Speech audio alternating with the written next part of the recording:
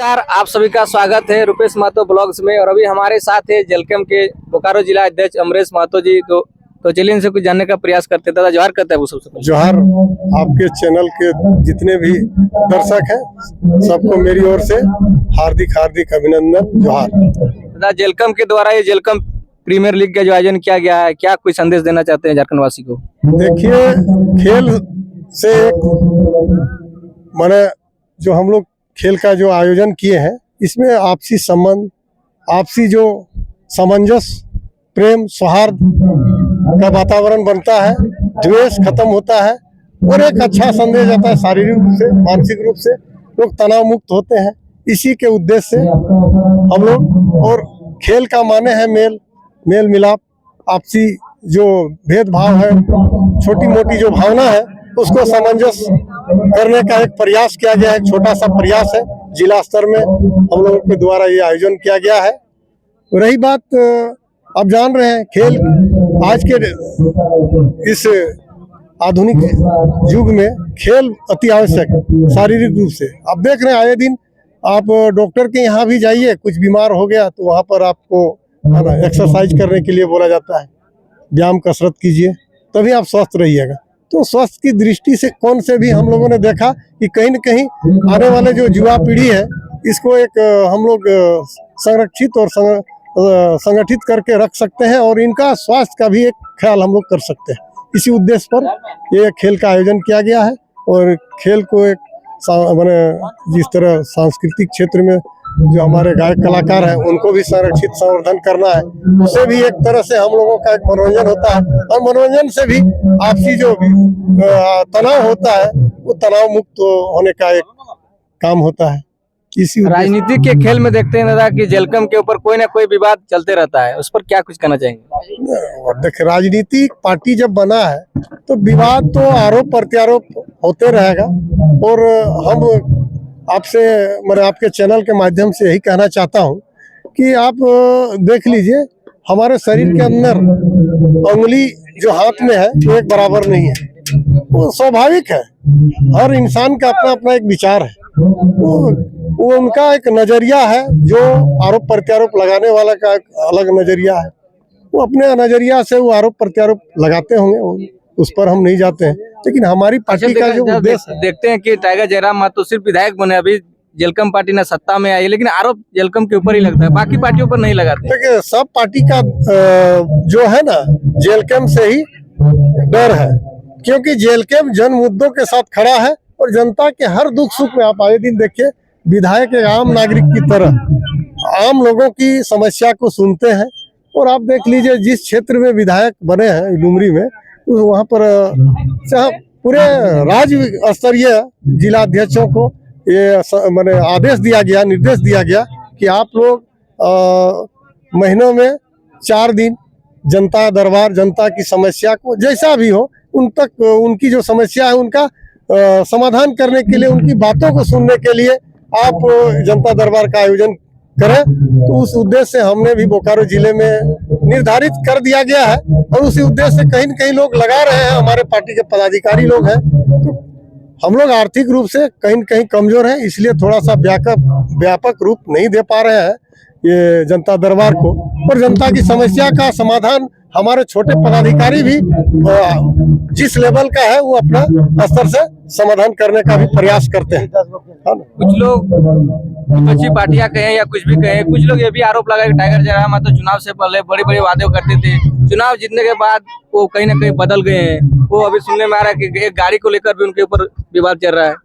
अच्छा, आप जो बोले कि नहीं बड़ी बड़ी वादों, मैंने आप एक भी वादा को गिनवाइए। हमने जो उद्देश्य से हमारी पार्टी का जो उदय हुआ है, जो निर्माण हुआ है, अब उसमें हम लोग कहीं भटके हैं तो देख लीजिए, आज भी उसी मुद्दे पर लड़ाई लड़ रहे हैं। ऐसा जो आरोप लगा रहे हैं विरोधियों का, वो उनकी जो जनाधार है वो खिसक रहा है, वैसे लोग आरोप प्रत्यारोप लगाएंगे। और हमारे ही बीच के कुछ जो है, जो राजनीति के मैच्योर्ड नहीं है, राजनीति का परिपक्व नहीं है, तो उनको थोड़ा सा, हम उनको भी चाहते हैं कि आप राजनीति में पढ़े लिखे लड़का हो, हमारे पार्टी के हो, दल के हो, आप उसको अध्ययन कीजिए और प्रैक्टिकली आप आइए। राजनीति में साम दाम दंड भेदभाव सारा चीज लगाना पड़ता है, वही राजनीति का शुमार तभी आप बन सकते हैं। और राजनीति में कितने माने सुरमा लोग आए और कितने चले गए, लेकिन आप देखिए जो जनता के बीच आप रहिएगा वही व्यक्ति अंतिम तक टिकाऊ होता है। सुदेश महतो ये बोल रहे हैं कि एक विधायक है जो अपना विधायक को पॉकेट में लेके घूमते हैं। अरे मैंने सुदेश महतो आज से नहीं, राज में वो सब भी बोल रहे हैं कि जनता के जो वोट मैंडेट दिए, क्या वो पॉकेट में लेके घूमना एक विधायक को शोभा देता है? इस प्रकार देखिए, जनता का मैंडेट को सचमुच में वो लेके ही चलना चाहिए। हमारा केंद्रीय अध्यक्ष जो बोले हैं वो कोई गलत नहीं है। आप उनको वोट दिए ना जी, आपका एक आकांक्षा है नहीं, अपेक्षा है कि नहीं? आप एक जनता है तो जनता का भी अपेक्षा है कि उस विधायक के तक हम पहुंचे, वो हमारी बातों को सुने। तो उस उद्देश्य से हमारे विधायक जी जो हमारे पार्टी के सुप्रीमो है बोले कि पैकेट में लेके चले, सचमुच में चले हैं और चलेंगे कि जनता के लिए यदि उसको कुछ भी करना पड़े, मरना पड़े, मिटना पड़े, कटना पड़े तो कटेंगे। ये सुदेश महतो जो हार का मुंह देखने से और हार की बौखलाहट में इस तरह का अनाप शनाप बयानबाजी कर रहे हैं, वो उनका शोभा नहीं दे रहा है। क्योंकि राज्य में जिसकी भी सरकार रहा वो हमेशा कभी गृह मंत्री में रहा, कभी उप मुख्यमंत्री के दर्जे पर रहा, और राज्य की जनता के लिए उन्होंने किसी तरह का कोई नीति नियम लागू नहीं किया। आप देखिए, जिस समय वो उप मुख्यमंत्री थे उस समय वो स्थानीय नीति निर्धारण कमेटी के अध्यक्ष बनाए गए थे कमेटी का, लेकिन आज तक वो निर्धारित नहीं कर पाया। तो उसका खामियाजा जनता ने दिया। जनता भली भांति जान रही है और जनता देख रही है किस नेता और किनके द्वारा जनता का आने वाले दिनों में झारखंडी आदिवासी मूलवासियों का अधिकार और हक मिल पाएगा। उसी उद्देश्य पर जनता हमारे नेता और हमारी पार्टी का विश्वास जता रही है और उनका जनाधार खिसक रहा है। इसी के चलते वो अनाप शनाप आरोप लगा रहे हैं। आरोप प्रत्यारोप विरोधी को लगाना है वो लगावे, लेकिन हम लोग का जनता का काम करना है। हम लोग जनता के लिए समर्पित है और उपलब्ध है और जनता के लिए कार्य करेंगे। जेलकम में देखा जाए तो जिस प्रकार चुनाव लड़ी 2024 के चुनाव में वोट तो अच्छा खासा लाई, लेकिन सीट जिस प्रकार को अनुमान लगाया तो नहीं ला पाई। तो क्या लगता है कि 2029 के जो चुनाव आएगा विधानसभा का चुनाव, क्या जेलकम पार्टी किसी से गठबंधन करके लड़ेगी या फिर अकेले फिर जिस प्रकार 2024 में लड़ेगी? देखिए, तो चुनावी समीकरण बताएगा आने वाले समय में जब 2029 आएगा। ऐसा लग रहा है ना कि कहीं ना कहीं अगर गठबंधन करके लड़के तो ज्यादा सीट आने की संभावना थी। देखिए, वैसा कुछ बात नहीं है। मेरे पार्टी के विचारधारा से जितने लोग जुड़े और जितने लोगों को विचारधारा अच्छा लगा वो हमारे पक्ष में वोट किए, और आने वाले दिन में हमारा विचारधारा को लोग भरी निगाह से देख रहे हैं। चाहे जो भी जाति धर्म समुदाय का हो, आए दिन देख लीजिए लोग जुड़ रहा है, और जिसको अपनी व्यक्तिगत आकांक्षा को पूरा करना है वो हमसे हट रहा है। ऐसे भी लोग देखने को भी मिल रहा है कि जो चुनाव के टाइम पर टिकट लेने के लिए बहुत ही भागम भाग कर रहे हैं, वो कहीं ना कहीं फील्ड में दिखाई नहीं रहे। तो फिर से जब चुनाव का टाइम आएगा तो क्या ऐसे लोगों को दरकिनार किया जाएगा या फिर उन लोगों को मौका दिया जाएगा? देखिए, पहली बार हम लोग का पार्टी चुनाव लड़ रही थी। ये आपने आपके चैनल के माध्यम से आपने जो सवाल किया बिल्कुल ही सत्य कहा कि जो लोग हमारे पार्टी से टिकट लेने के लिए मैंने आप दिन रात वे लोग एक कर देते थे, और लग रहा था कि एक महफिल आया है, महफिल की तरह एकदम मुजमा लगाते थे पार्टी अध्यक्ष जहां भी वो रहते थे, जहां भी जाते थे। लेकिन वैसे लोग सिर्फ अपने आकांक्षा को पूरा करने के लिए, अपनी मनसूबा को पूरा करने के लिए आए थे। और जो लोग आप देख रहे हैं कि पार्टी के समर्पित कार्यकर्ता है, निष्ठावान है, आज उनके साथ है, उनके साथ आज तन मन धन के साथ है, सशरीर उपस्थित है।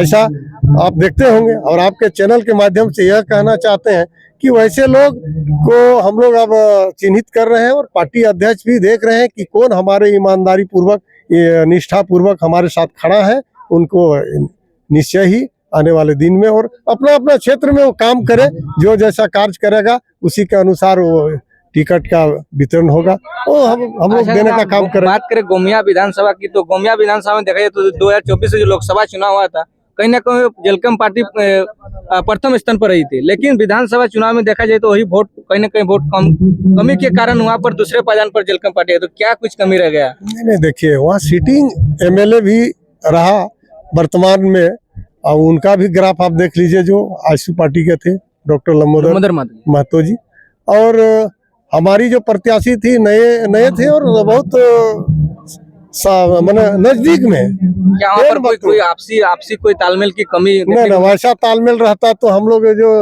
सिटिंग एमएलए थे उनको तीसरे पायदान में धकेलना ये आसान चीज नहीं है। और वो बहुत से परिपक्व वो जानकार वो आईएएस रैंक के पदाधिकारी थे और ऐसे लोग को हम लोग युवा वर्ग नए नए पार्टी का उदय हुआ, नए लोग हम लोगों ने तन मन धन से सींचने का काम किया और दिखाने का काम किया। वैसा कुछ बात नहीं है और हम लोगों का कोई गुटबाजी नहीं रहा है। लोग देखिए पार्टी में रहिएगा तो कहीं न कहीं हम बोले ना एक हाथ में 5 अंगुली है, पांचों बराबर नहीं है। किसी का विचार है ना धारा अलग अलग है, लेकिन उसी से लोग एक समाहित होकर कार्य करना पड़ता है और उसी में हम लोग चुनाव में लड़े और चुनाव का परिणाम भी बेहतर हुआ पूरे राज्य में। जहाँ सुदेश महतो भी आने वाले चुनाव में कुर्मी वोटर्स को अपनी तरफ करने के लिए इस बार पूरे मतलब एनडीजेपी का जोर लगा दिए हैं, तो क्या लग रहा है जलकम पार्टी और आइसू का जो वोट मान लीजिए कुर्मी वोट अगर चल जाएगा आइसू में, तो क्या जलकम पार्टी को किसी समस्या में देख रहे हैं आप? देखिए जो सुदेश जी बोल रहे हैं कि नहीं कुर्मी वोट मेरे तरफ, उनको हम लोग हमेशा के लिए वोट किए। हम भी सुदेश महतो को वोट किए, मेरे परिवार में किए और उस जाति और वर्ग से आते हैं, इसलिए कहीं न कहीं वो एक जाति का आकांक्षा होता है कि मेरे समुदाय का व्यक्ति है, कहीं न कहीं हमारे साथ जो हो रहा है और हमारी जो आकांक्षा है उनको कहीं न कहीं रखेंगे पटल पर। लेकिन वैसा कहीं समुदाय हमारे जो कुर्मी समुदाय को वैसा कहीं पटल पर रखे नहीं। इतने दिन राज सत्ता में रहे और कुर्मी के विषय में कभी बात तो बोले है ना, बोलना और भाषण देना अलग चीज है, करना अलग चीज है। तो कहीं उसके जमीन पर क्रियाकलाप ऐसा नहीं रहा समुदाय का, और समुदाय भी समझ रहा है कि आने वाला भविष्य हमारा कौन है।